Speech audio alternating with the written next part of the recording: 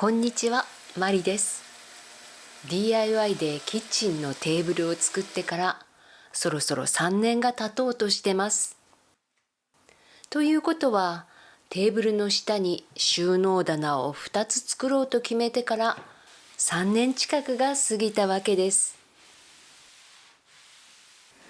のんびりしすぎちゃったと反省して、一つは去年の年末に作りました。その気持ちが消えないうちにもう一つ作ってキッチン収納を完成させます。まずは棚に置きたいものをだいたい決めて寸法を測ります。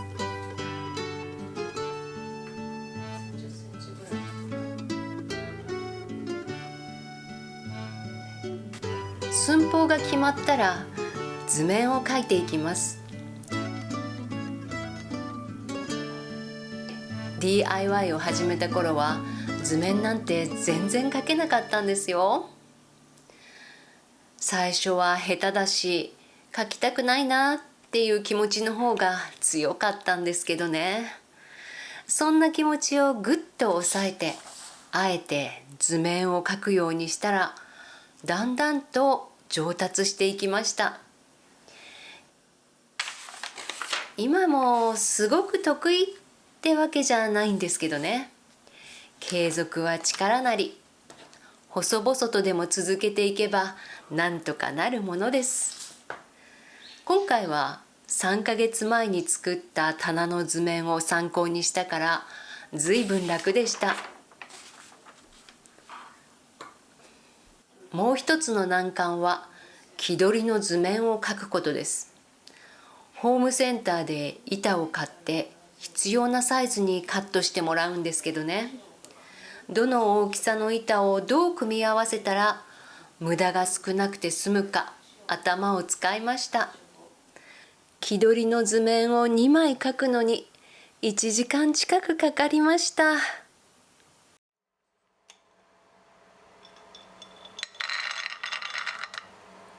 棚の材料を買いに行くのは明日にして、バレンタインのチョコレートを作りましょう。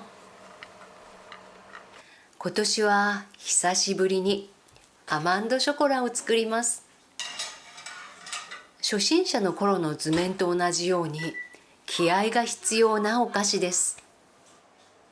いえ、作り方は簡単なんですよ。だけど後半はひたすら地味な作業が続きます。根気のいる作業の先に最高においしいアーモンドチョコが待ってます。さあ、よし作るぞと気合を入れて取り掛かりましょ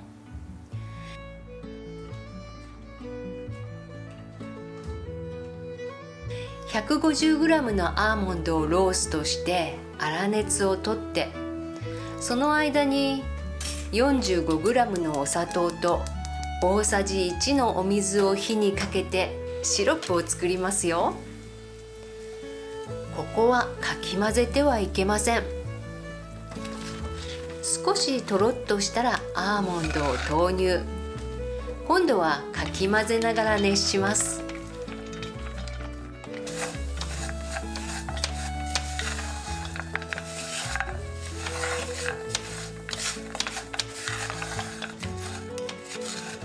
あれれ、お砂糖が結晶化して白くなっちゃったとちょっと戸惑うかもしれないけど大丈夫。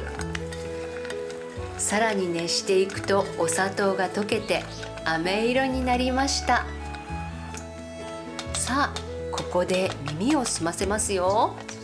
アーモンドの皮がパチンと外れる音がしたらベーキングシートの上に取り出して手早く広げます。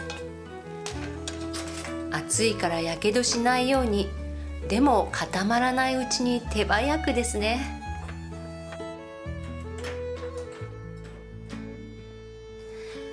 触れるぐらい冷めたらくっついてるアーモンドを手でばらしてもいいですね。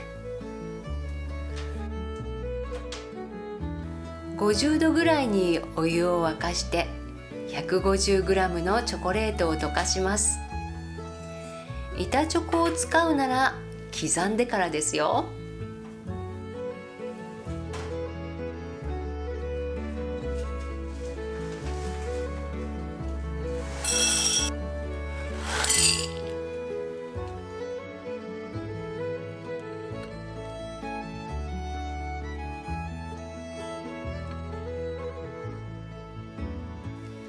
さあチョコレートが溶けたら、ここからは根気がいる作業です。アーモンドに大さじ2杯ぐらいのチョコレートをかけてかき混ぜます。先は長いから頑張りすぎず、ゆったりゆるゆる。チョコレートをかけたアーモンド同士がくっつかない程度にかき混ぜ続けますよ。コーティングしたチョコレートが固まったら、また大さじ2のチョコを加えてかき混ぜる。この繰り返しです。完全に手を休めるわけにはいかないけど、途中でお茶を飲むぐらいの余裕はあります。あ、でも立ち飲みですけどね。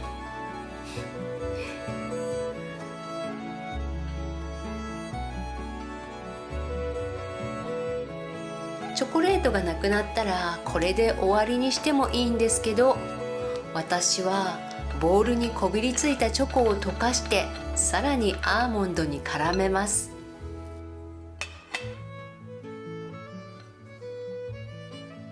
こっちのボウルのチョコがなくなったと思ったら、今度はこっちのボウルにチョコがこびりつく。その繰り返しなので、適当なところで切り上げて仕上げのココアパウダーを振りかけます。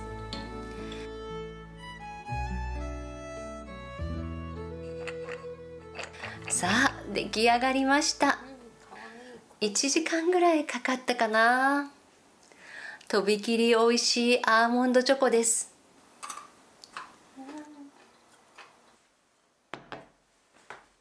袋に入れますよ。6粒ずつぐらい入れて友達にプレゼントします。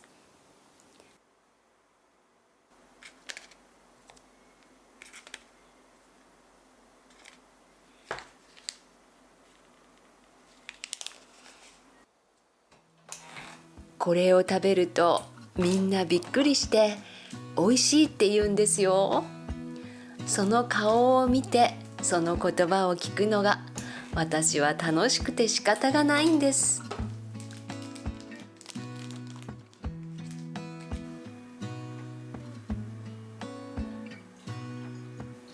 ボウルに残ったチョコも捨てませんよ。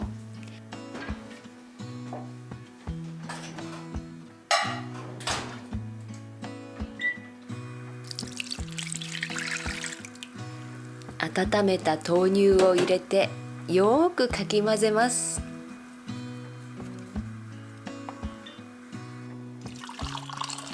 本物のホットチョコレートができました。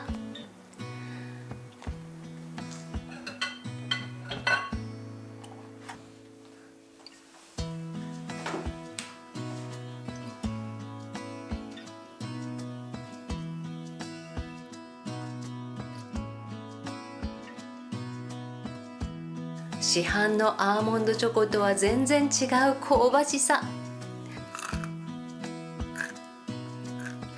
コツコツと地味な作業を続けてこそ本物が生まれるんだな。それを心から実感できるお菓子です。やっぱり作ってよかったです。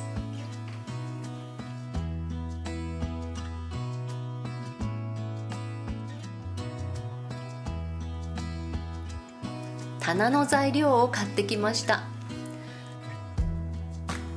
棚を作り始める前にお昼ご飯の下ごしらえをしておきます。作り始めたら夢中になってご飯の支度はおろそかになりますからね。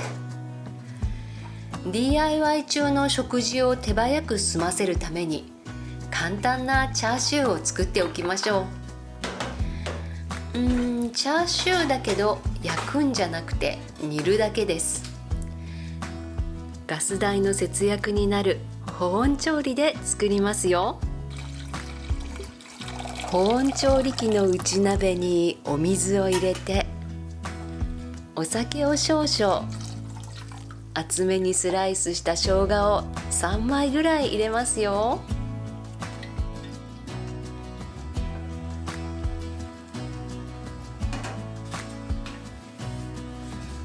煮立ったら塩麹につけておいた豚肉を入れて、吹きこぼれないように注意しながら3分煮ます。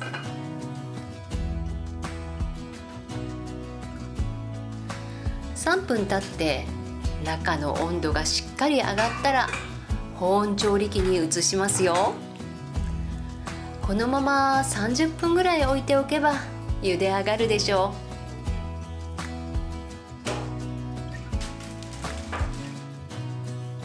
う。さあ、お待ちかねの棚作りを始めましょう。上手にできるかな？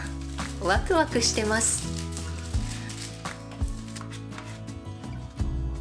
DIY もまずは下ごしらえです。火の切り口にヤスリをかけて滑らかにします。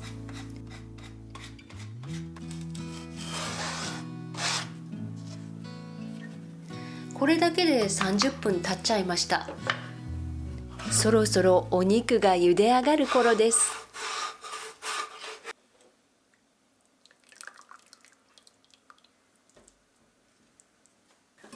お肉を半分に切って中まで火が通ってるか確かめました。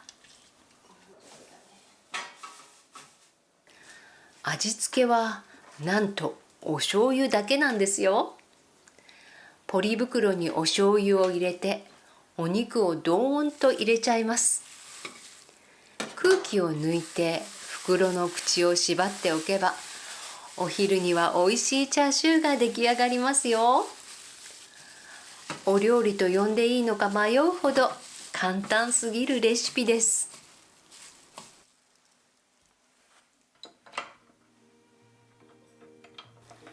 棚作りは2度目だから作業は順調に進んでます。でも油断すると間違えるんですよね。だからポイントはしっかり押さえます。木が割れないようにビスを打つ前にきちんと下穴を開けること、それだけは必ず守ってます。ちょっと思いついて真ん中の板の位置をずらすことにしました。小麦粉の瓶が入ることをきちんと確認して右側と左側の幅を取り替えました。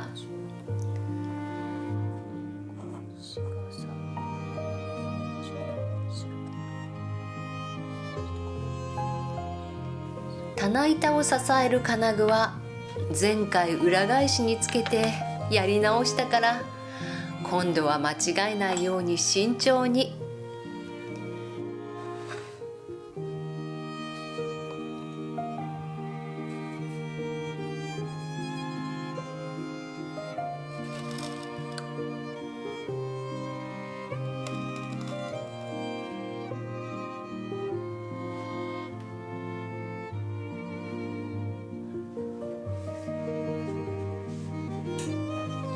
小麦粉の瓶が入るかもう一度確認です。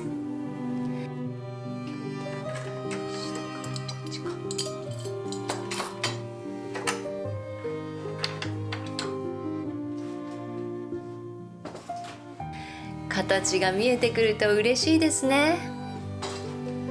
上機嫌でこのまま一気に仕上げちゃおう、そんな気分になりますよ。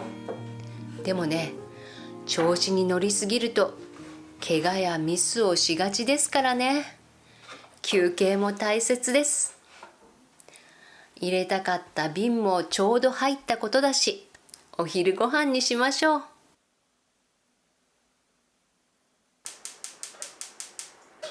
チャーシューを作ったからお昼はもちろんラーメンです。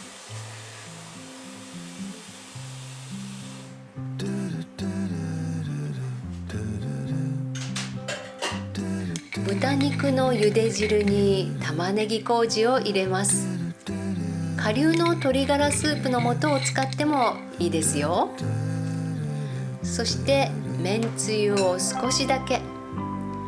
ラーメンのスープなんですけどね、かつおのお出汁の風味が味を引き締めてくれるんです。具は作り置きしてある茹でたもやしのラー油和え。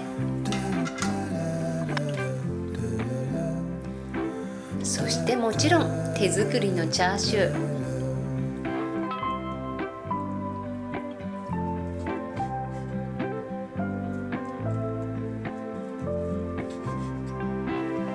麺は太めの刀削麺にしました。細い麺と違って伸びにくいから扱いやすいんです。おうちラーメンにおすすめです。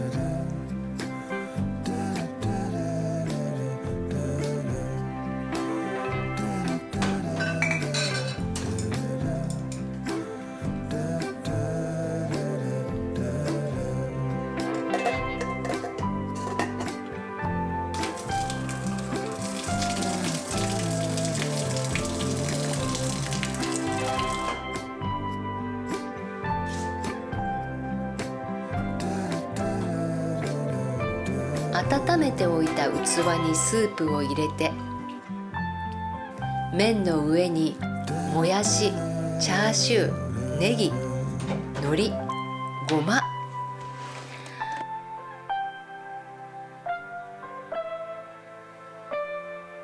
いただきます。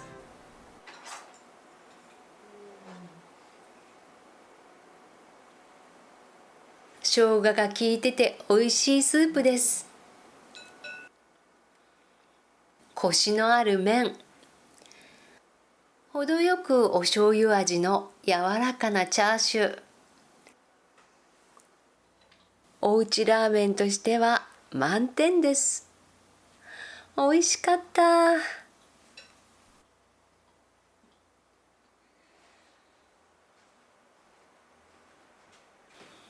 さあ、お腹もいっぱいになったから収納棚作りに戻りましょう。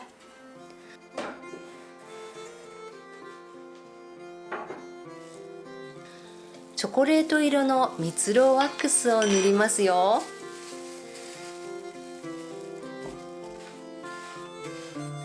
蜜ろうはケチケチ使って薄く塗りのばすのがコツみたいです。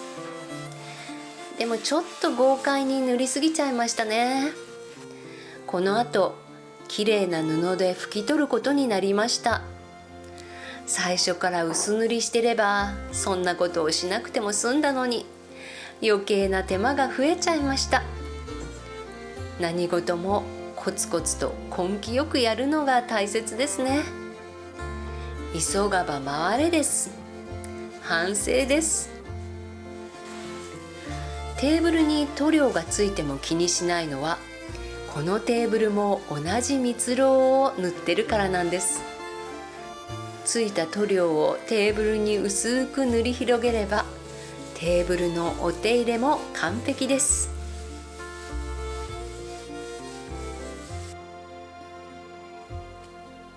そろそろ日が傾いてきました。一晩蜜ろうを乾かして最後の仕上げは明日にしましょう。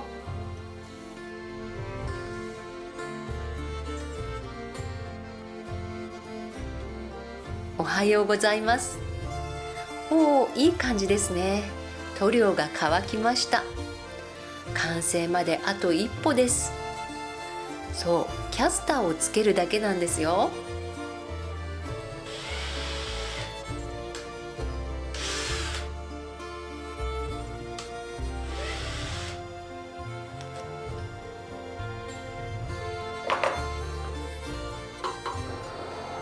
お待たせ、できましたよ。私は誰に言ってるんでしょうね。もしかしてゴミ箱と小麦粉の瓶に話しかけてるんでしょうか。それはわからないけど、誰かに、いや何かに棚が出来上がった喜びを伝えたいんです。ぴったり入りました。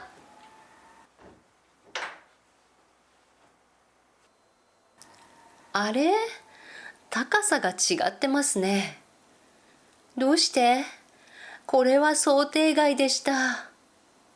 最初に作った棚とは木の組み方が違ってました。思いもよらぬ落とし穴にはまった気分です。いやー、参りました。隙間に置くつもりだったスケールが入りません。ギリギリだけどこっちに入れちゃおうかな。いや、スケールと小麦粉はだいたい一緒に使うから、まあここに乗せておけばいいでしょう。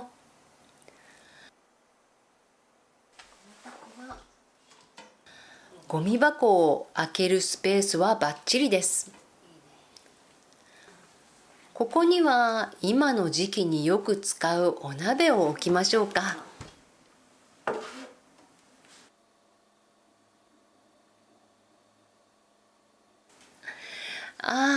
それとも引き出し風にしてみようかな。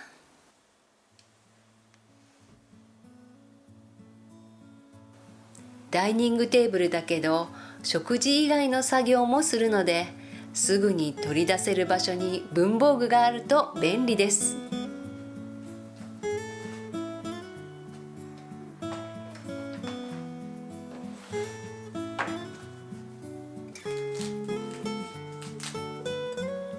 マッチは買った時に6個入りだったから一緒に置いてたけど、ここに入れておくのはすぐに使う分だけで良さそうですよね。改めて見直してみると、何気なく置いてるものが多いことに気づかされました。もう一つの引き出しにはとりあえず普段のおやつを入れちゃいましょう。ナッツと煮干しです。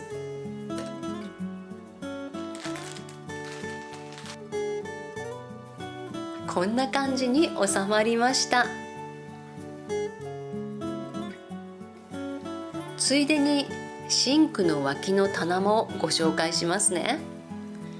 ここに置いてあるのは私の食事関係の一群です。そう、特に出番が多いものを置いてるんです。毎朝一杯飲む白湯はこの鉄瓶で沸かしてます。南部鉄器の鍋敷は熱い鉄瓶を置いても安心です。トーストしたりノンフライ調理をしたり、ほぼ毎日使ってるトースタ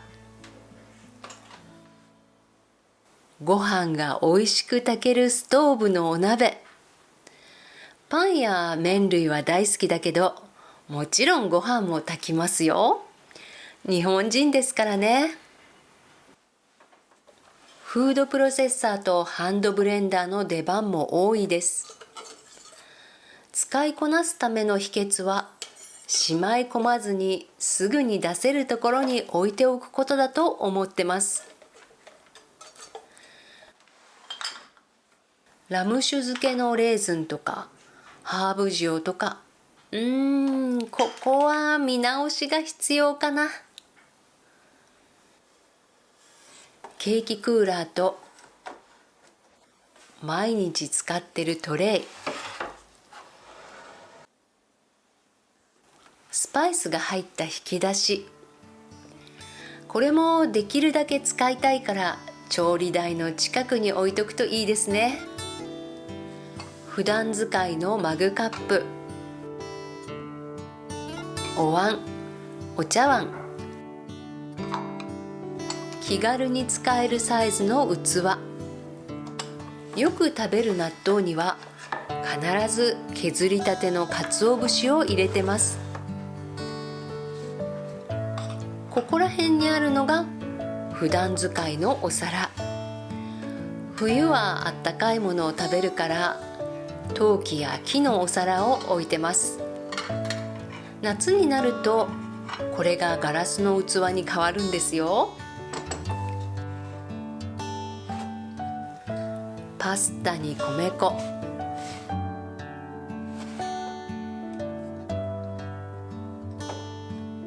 燃えるゴミを入れるゴミ箱、煮物やシチューに使う大きめのストーブのお鍋、オートクッカー、我が家にしては珍しい調理家電です。仕事で時間がない時や急に息子がご飯を食べに来る時に切った材料を入れるだけで料理が出来上がるから便利に使わせてもらってます。さあ、これで私のキッチンの収納は完璧です。長い動画を最後まで見てくださってありがとうございました。次回の動画でまたお目にかかりましょう。